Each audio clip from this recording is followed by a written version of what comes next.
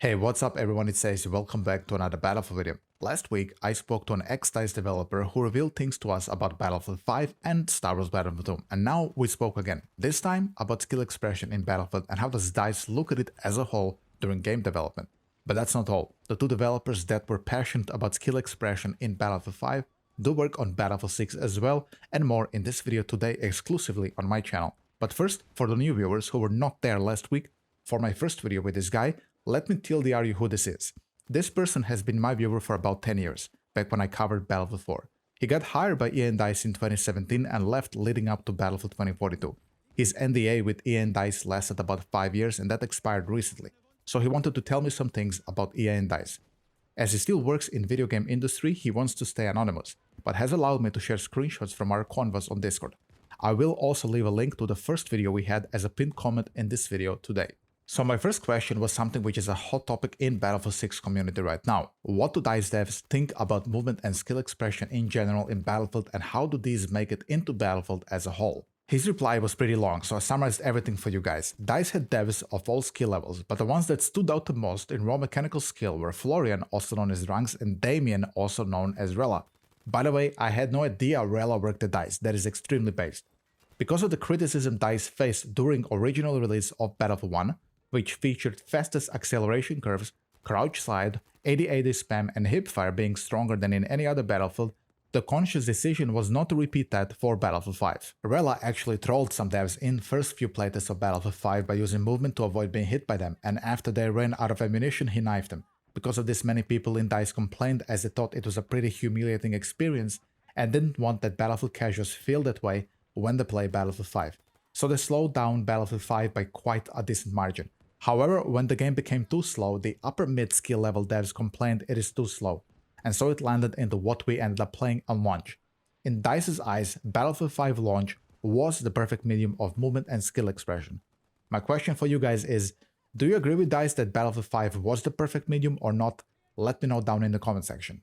And if you guys are enjoying the content here on the channel, then make sure you are subscribed, because in the next video I will be doing with this DICE developer, I will take a question from you guys and present it to him, and we will see what he answers. So here's how this is gonna work.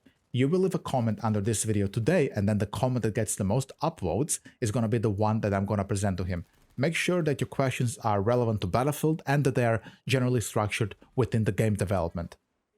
Carrying on with our Battlefield 5 conversation, I asked a question, but in Battlefield 5 there were other mechanics: shooting while jumping, better mantling, and better all-around slide. So DICE wanted skill expression to be present? And he answered, yeah, I remember Cyril and Florian very engaged in that area and being very passionate about it. It was basically them, from what I've seen, convincing Alan Kurtz, the design director, and other higher-ups, because things only got into the game if Alan agreed to it, or someone higher than Alan Kurtz told him to comply. I said, so they had to fight for it, but how was the reaction of, let's say, you and maybe other less passionate developers when they introduced these things into the game, a World War II game even? Less pro players in general really just cared if they have fun. They usually complained about things that stinged in their eyes. If something wasn't so stinging in their eye, they wouldn't complain about skill mechanics. But in terms of design, from my not directly involved vision, it looked a lot like Alan had a vision and how he wanted things to be done. And Florian tried to find a way to make it happen in the most skillful way, which created discussion back and forth. You and me know Kurtz is not the greatest fan of Battlefield being something for skilled players. Yep, I do know that. I'll get into that a little bit later in the video. Further internally, was also voicing regularly his opinion against any sort of Battlefield esports ambition. By passionate in terms of Florian and David Sirland, I mainly mean they were for it and strongly for it. Others weren't against it as long as they didn't felt humiliated by it. So basically the knowledge I gathered from this particular conversation I had with him is that this version of Battlefield 5, the one you're watching the entire video, was in their eyes the perfectly balanced game between skill expression and casualness. Because all DICE developers had to agree for this game to be released this way. So the lower skill developers, the medium skill developers, and the high skill developers all agreed, hey, this is great. So sliding, jumping while shooting while ADS, mantling, and all the other mechanics you can do in Battlefield 5 were in their eyes perfectly fine. So is this the formula they should follow for Battlefield 6, especially when we consider that Drunks and David Sirland still work at DICE? In fact, I'm pretty sure they got promoted, so they're at higher positions now. Perhaps they now assume the position of Alan Kurtz, who was leading Battlefield 5 back in the day. And going back to the topic of Alan Kurtz, If you don't know who this person is, this is the guy who brought the infamous TTK patch in Battlefield 5 when he made it so that it takes a year to kill somebody on range, and this was reverted immediately. Yeah, he's the guy. He also left DICE after Battlefield 5. This is the person who really hindered Battlefield 5, in my humble opinion. Now look, we all know that Battlefield 5 was not a successful game for EA and DICE. In fact, it was a pretty big failure when it came down to sales. But can we really say that Battlefield 5 failed because it had more skill expression than Battlefield 1 and maybe some other previous Battlefield games? I really think this is just not true. I think Battlefield 5 failed because it was made in 7 to 8 months, as we learned in the first video I made with this developer. It failed because of its narrative, and I think it failed mostly because of bad leadership with people like Alan Kertz on the helm. Can you really say that Battlefield 5 is a truly horrible game that you never want to play just because it has sliding, because it has mantling, because you can jump while you're shooting? Is this the reason people don't play Battlefield 5?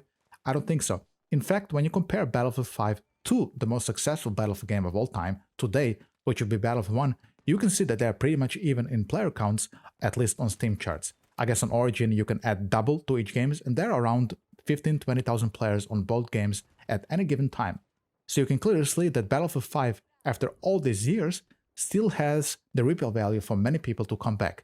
And I think that skill expression that this game has is the replay value why people keep coming back to it, even though if the game failed initially on launch. On the complete opposite side of the spectrum, I think Battlefield 1's replay value comes from its excellent maps that it has over Battlefield 5. I think that is no secret. Battlefield 1 maps are, I think, some of the best maps that Battlefield has ever produced, so we have that. Then we have the excellent Operations game mode. For the most part, in Battlefield 5, the Grand Operations game mode is pretty much dead. There's almost no servers, and I'm just assuming if it's dead on Europe, it's probably dead on North America and Asia. Feel free to correct me in the comment section if I'm wrong about that and you are still playing Grand Operation daily.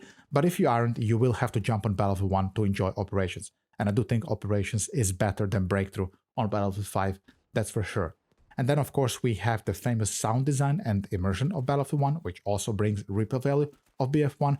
And finally, of course, it being a World 1, a very unique World 1 game, is the other pulling factor, which brings people back.